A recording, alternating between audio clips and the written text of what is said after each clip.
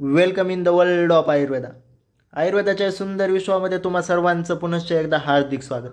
आज आपण आपल्या PGसाठी IMP असणाऱ्या एका संहितेविषयी माहिती पाहणार आहोत, ज्या संहितेचं नाव आहे भेल संहिता. भेल संहिता. भेल संहितेमधील जे IMP पॉईंट्स आहेत, म्हणजेच आपल्या PGच्या एक्झामच्या दृष्टीने जे IMP पॉईंट्स आहेत ते आपण या लेक्चरमध्ये कव्हर करणार. चला तर मग सुरू करूया. भेल संहिता. सुरुवातीला भेल संहितेचे लेखक आहेत आचार्य भेल. लेखक आहेत आचार्य भेल आणि यांचा कार्यकाल आहे इसवी सन 7वे शतक. कार्यकाल आहे इसवी सन 7वे शतक. 2 पॉईंट पाहिले आपण. भेल संहितेचे लेखक आहेत आचार्य भेल. कार्यकाल आहे म्हणजेच काल आहे इसवी सन 7वे शतक. आणि आता याची रचना पाहूया. रचना. भेल संहितेची रचना चरक संहिते समान आहे. भेल संहितेची रचना चरक संहिते समान आहे. ज्या पद्धतीने चरक संहितेमध्ये 120 अध्याय आणि 8 स्थान आहेत, 120 अध्याय आणि 8 स्थान आहेत, त्याच पद्धतीने आपल्या भेल संहितेमध्ये पण 120 अध्याय आणि 8 स्थान आहेत. परंतु इथं एक परंतु आहे. भेल संहितेतील 120 अध्यायापैकी फक्त 113 अध्यायच वर्तमान स्थितीमध्ये उपलब्ध आहेत. 113 अध्याय. 113 अध्याय. आपल्याला माहिती आहे सिद्धिस्थान. चरक संहितेमधले एक स्थान आहे सिद्धिस्थान, दुसरं आहे कल्पस्थान. सिद्धिस्थान आणि कल्पस्थान. सिद्धीमध्ये 12 अध्याय, कल्पमध्ये 12 अध्याय. चरक संहिता. परंतु आपली जी भेल संहिता आहे यामध्ये कल्पस्थानामध्ये 9 अध्याय आणि सिद्धिस्थानामध्ये केवळ 8 अध्यायच उपलब्ध आहेत. 8 अध्याय म्हणजेच की झाले 120 मधून इथले 3 आणि ही 4, 7 मायनस केले 113 अध्याय वर्तमान स्थितीमध्ये उपलब्ध आहेत. Next point. आपण अगोदर आता भेल संहितेची रचना पाहिली. 120 अध्याय, 8 स्थान, उपलब्ध अध्याय 113. आता आपण भेल संहितेचे काही IMP पॉईंट पाहू. भेल संहितेमध्ये हृदयाविषयी काय IMP पॉईंट सांगितले आहेत ते आपण पाहू. भेल संहितेमध्ये किंवा आचार्य भेल यांनी हृदयामध्ये प्राण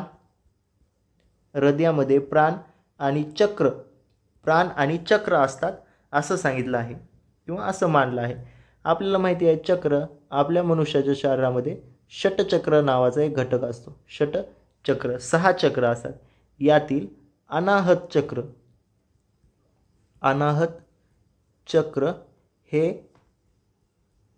हृदयात असतं. अनाहत चक्र हृदयामध्ये असतं. या अनाहत चक्राची देवता आहे भगवान शंकर. दल एकूण 12 दल आहेत अनाहत चक्राचे आणि याचा वर्ण आहे सुवर्ण. आपण भेल संहिता पाहत आहोत. भेल संहितेमध्ये हृदयाविषयी 2-3 पॉईंट महत्त्वाचे सांगितले आहेत. भेल संहितेने किंवा भेलांनी हृदयामध्ये प्राणांची स्थिती सांगितली, त्याच पद्धतीनं चक्राची स्थिती पण सांगितली आहे. मग आता या चक्राविषयी काही एक्स्ट्रा पॉईंट पाहूत. षटचक्र. आपल्या शरीरामध्ये षटचक्र असतात. हृदयामध्ये कोणतं चक्र असतं? अनाहत चक्र. अनाहत चक्राची देवता आहे शंकर. दल आहेत 12 आणि वर्ण आहे सुवर्ण. त्याच पद्धतीनं आचार्य भेल यांनी हृदयाचा आकार सांगितला आहे. हृदयाचा आकार कसा असतो त्याविषयी पण वर्णन केले. आचार्य भेल म्हणतात की हृदयाचा आकार हा कुंभिका फल समान असतो. कुंभिका फल समान असतो. त्यालाच अजून एक नाव दिलेलं आहे और पुंडरीक सदृश्य.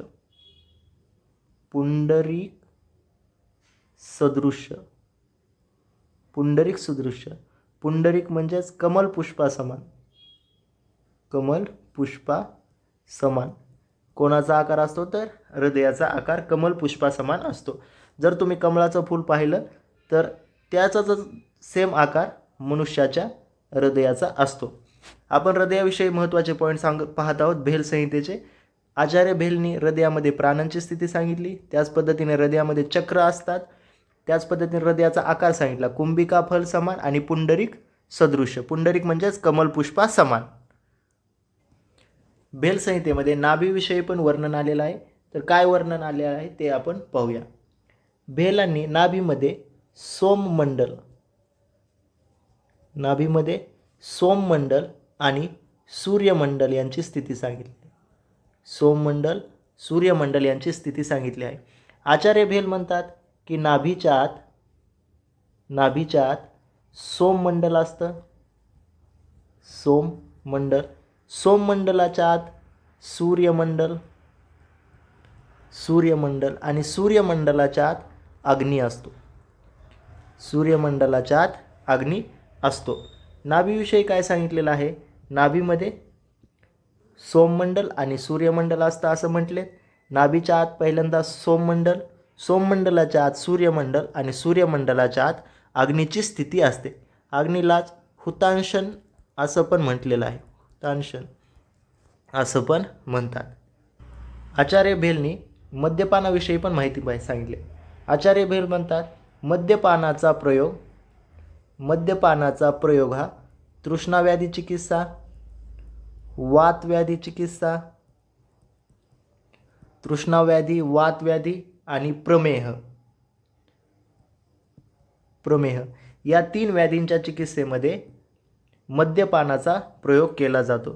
तृष्णा, वातव्याधी, प्रमेह. आपल्याला माहिती आहे वाताचा गुण असतो शीत, मद्य कसं असतं उष्ण गुणात्मक, म्हणून उष्ण गुण शीत गुणाला कमी करतो. वातव्याधीच्या चिकित्सेमध्ये प्रमेयामध्ये मेन दोष असतो कफ कसा आहे शीत, याची चिकित्सा उष्ण, तसं तृष्णा आणि मद्यपानाचा प्रयोग तृष्णाव्याधी चिकित्सा, वातव्याधी चिकित्सा आणि प्रमेह व्याधी यामध्ये केला जातो. हा IMP पॉईंट आहे. याच्यावर क्वेश्चन विचारला जाऊ शकतो की आचार्य भेल यांनी मद्यपानाचा प्रयोग कोणत्या व्याधींच्या चिकित्सेमध्ये केला जातो.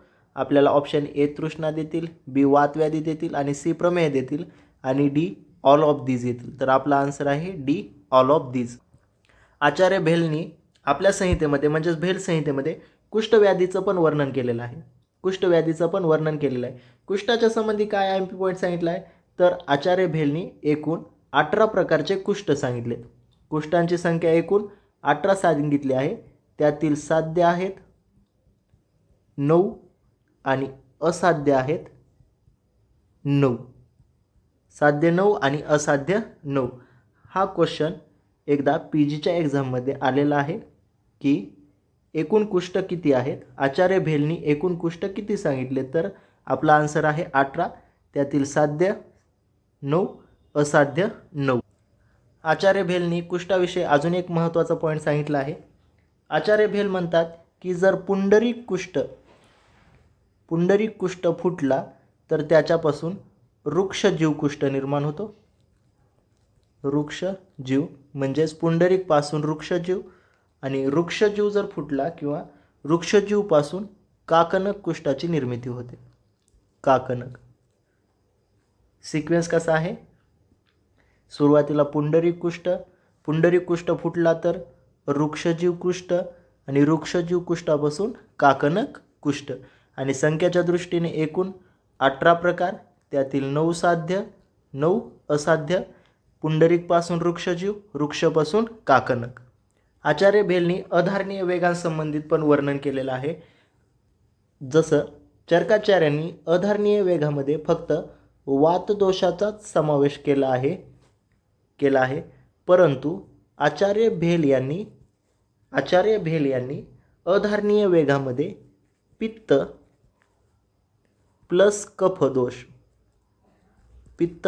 कफदोष या दोघांचा पण समावेश अधारणीय वेगामध्ये केला आहे. हा IMP पॉईंट आहे. याच्यावर क्वेश्चन विचारले जाण्याची शक्यता जास्त आहे. आपल्याला क्वेश्चन विचारला जाईल की असे कोणते आचार्य आहेत ज्यांनी पित्त आणि कफ यांचा समावेश अधारणीय वेगामध्ये केला आहे? आपला आन्सर असेल आचार्य भेल. नंतर आचार्य भेल म्हणतात की जर एखाद्या मनुष्याने पित्त आणि कफ या 2 वेगांचं धारण केलं तर त्या मनुष्याला त्वचाविकार, छर्दी आणि शोथ इत्यादी व्याधी उत्पन्न होऊ शकतात. परंतु आपल्यासाठी IMP पॉईंट हाच आहे की आचार्य भेल यांनी कफ आणि पित्त या दोषांचा समावेश अधारणीय वेगांमध्ये केला आहे आणि चरकाचार्यांनी फक्त वात दोषाचा समावेश अधारणीय वेगामध्ये केला है। भेल संहिता में मैथुन्य विषयक भी निर्देश किया है कि प्रत्येक ऋतु अनुसार कितने दिनों के पश्चात मैथुन करना चाहिए, इसका भी निर्देश किया है। लेकिन उससे पहले भेल ने एक IMP पॉइंट कहा है कि रतिमूलम शरीरम ही शरीरस्य इति फलम। आचार्य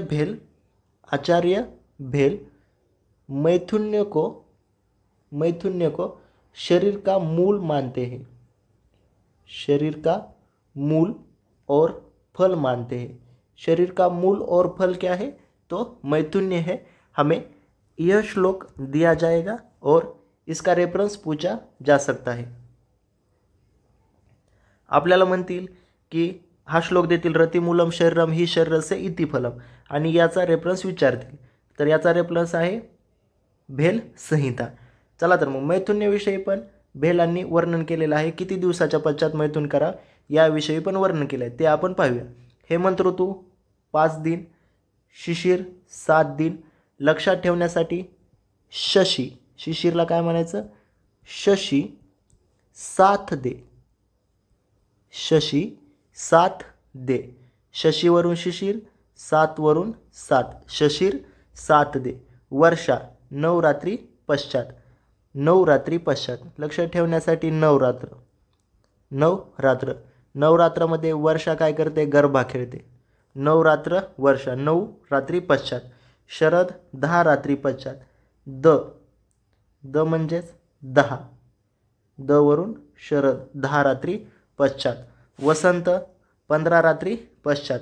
ग्रीष्म माह 1 माह, म वरून माह 1 माह पश्चात ग्रीष्म। वसंत 15 रात्री पश्चात आणि हेमंत 5 रात्री पश्चात। लक्षात ठेवण्यासाठी आपण ट्रिक लावली, शशी साथ दे, शशी शिशिर 7 वरून 7। त्यानंतर वर्षा नवरात्र पश्चात, नवरात्रमध्ये वर्षा काय करते? तर गरबा खेळते। नवरात्र वर्षा। शरद